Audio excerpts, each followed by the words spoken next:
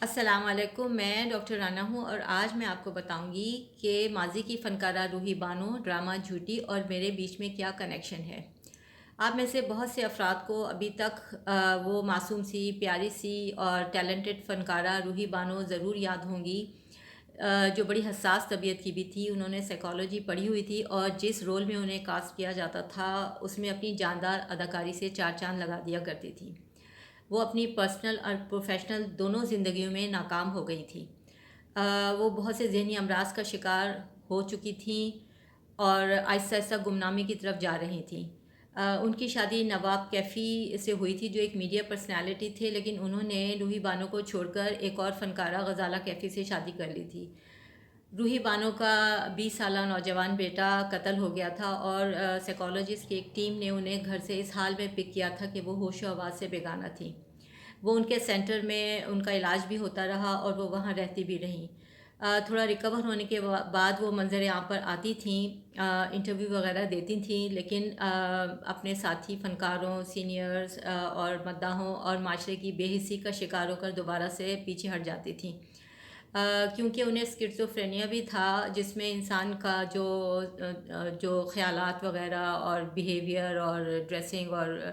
سوچنے کا انداز اتنا زیادہ صحیح نہیں ہوتا، جس کی وجہ سے انہیں بہت جب تنقید کا نشانہ بنایا جاتا تھا، یہ سوچے بغیر کہ وہ کن ذہنی امراض سے اور کس طرح کی زندگی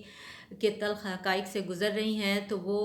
ان کے لیے، ان کے کمزور ذہن کے لیے یہ ایک ٹارچر ثابت ہوتا تھا اور وہ برداشت نہیں کر پاتی تھی اور دوبارہ سے وہ ان کی ذہنی حالت جو تھی وہ اور پیچھے کی طرف چلی جاتی تھی۔ میں نے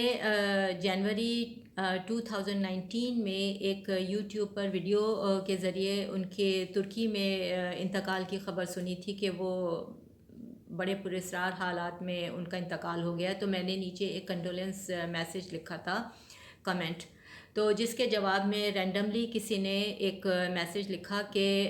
جو روحی بانو کے اوپر جس طرح کا سخت جادو کیا گیا تھا وہی آپ پر بھی کیا ہوا ہے، اور جس طرح وہ غربت میں اور بے کسی میں اور پاگل پن کی حالت میں مری ہے، اسی طرح آپ کو بھی مارا جائے گا۔ اور اس کے بعد کچھ دیر کے بعد وہ میسیج ڈیلیٹ ہو گیا تھا۔ تو میں اتنا زیادہ اس کو دیکھ کے پریشان اس لیے نہیں ہوئی کہ اس طرح کے میسیجز تو یہ لوگ مجھے پہلے بھی کرتے رہے ہیں، روحی بانو کے ریفرنس سے بھی اور ویسے بھی، اور یہ اب میں یہ سمجھتی ہوں کہ یہ جو ایک ہمارے سوسائٹی میں جو شاطر دماغ لوگوں کا جو زیادتی ہے، یہ لوگ کسی ولنریبل انسان کو، کسی سادہ انسان کو ٹارگٹ بنا لیتے ہیں، اور اگر کوئی خاتون ہے تو ایک دوسری اس کی جگہ لینے کے لیے، اگر اس کا کوئی ہسبینڈ اچھا ہے یا وہ اچھی پوزیشن پہ ہے یا پروفیشنلی جو اس کے آس پاس کے کولیگز ہوتے ہیں، یا کوئی میل کوئی فگر ہوتا ہے جو کسی ولنریبل خاتون کو ٹارگٹ بنا لیتا ہے، تو وہ اس کے لیے ہر طرح کے حربے آزماتے ہیں، جس میں جادو ٹونا سے لے کر سازشیں اور پھر بہت ساری اور مکاریاں۔ تو جو شاطر دماغ کے لوگ ہوتے ہیں جن سے ہمارا معاشرہ بھرا پڑا ہے، وہ اپنے جیسے لوگوں کے ساتھ یہ سارے ہتھ کنڈے استعمال زیادہ نہیں کرتے۔ وہ اس طرح کے معصوم لوگ جس طرح روحی بانو تھی ان کو کھوجتے ہیں اور ان کو ٹارگٹ کرتے ہیں، کیونکہ ان کا پھر دماغ بھی تھوڑا اتنا سہار نہیں پاتا ان سارے حربوں کو، اور وہ پھر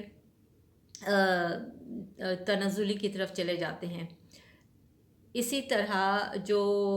اب میں آپ کو ڈرامہ جھوٹی کے بارے میں بتانے لگی ہوں، روحی بانو کی اور میری بات میں آخر میں پھر سے کروں گی۔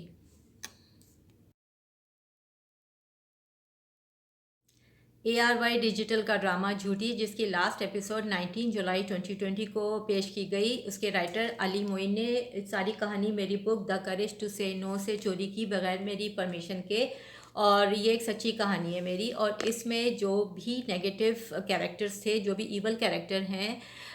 ان کے اندر جو بھی اخلاقی خرابیاں ہیں، جھوٹ، چوری، لالچ، مس بیہیو، بدتمیزی، دوسروں کے ساتھ دوسروں کو ذلیل کرنا، ان کو مارنے کی کوششیں کرنا، وہ ساری چیزیں انہوں نے اس مین لیڈ میں اس طرح ڈال کے کیریکٹر کو ڈیولپ کیا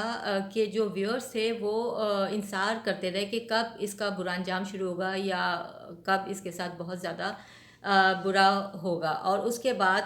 वो لڑکی تو اینڈ اپ ہوئی ہے پاگل خانے میں، اپنے بال بال کاٹ رہی ہے، نہ اسے کہیں پولیس یا کہیں اور سے کوئی ہیلپ نہیں ملی، فیملی سے نہیں ملی، اور وہ سارا کا سارا گروپ بغیر کسی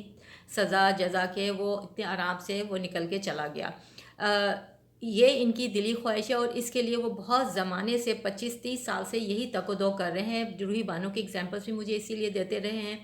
اور اسے بھی اسی لیے اکیلا رکھا تھا۔ انہوں نے اس ڈرامے میں بھی یہی دکھایا ہے کہ وہ اکیلی رہ گئی تھی، بہن بھائی سب اس سے بچھڑ گئے تھے، اور انہوں نے میرے ساتھ پریکٹیکل لائف میں بھی یہی کیا ہے، کیونکہ اکیلے انسان کو شکار کرنا بہت زیادہ آسان ہوتا ہے۔ جس طرح جانوروں کو آپ دیکھ لیں، کوئی اگر چیتا وغیرہ ریوڑ کے پیچھے لگتا ہے تو جو پیچھے اکیلا جانور رہ جاتا ہے وہ اس کو بڑے آرام سے شکار کر لیتا ہے۔ روحی بانو کا معاملہ یہ تھا کہ اس نے اپنی ہمت ہار دی تھی، لیکن میں نے اپنی ہمت کو ابھی تک مضبوط رکھا ہوا ہے۔ خدا پہ میرا فیتھ ہے، میرا ایمان ہے کہ وہ میرے ساتھ اچھا برتاؤ کرے گا، اور میں اپنی آخری سانس تک اس کرپٹ گینگ کے خلاف لڑتی رہوں گی۔ ایک بات آخر میں کہوں کہ مجھ جیسے جو معصوم لوگ ہیں جس کا یہ لوگ مذاق اڑاتے ہیں، وہ اگر اس دنیا سے چند ایک جو ہیں وہ اٹھ گئے تو یہ دنیا صرف ایک جنگل رہ جائے گی جس میں بھیڑیے ہوں گے اور گدھ ہوں گے۔ اللہ حافظ۔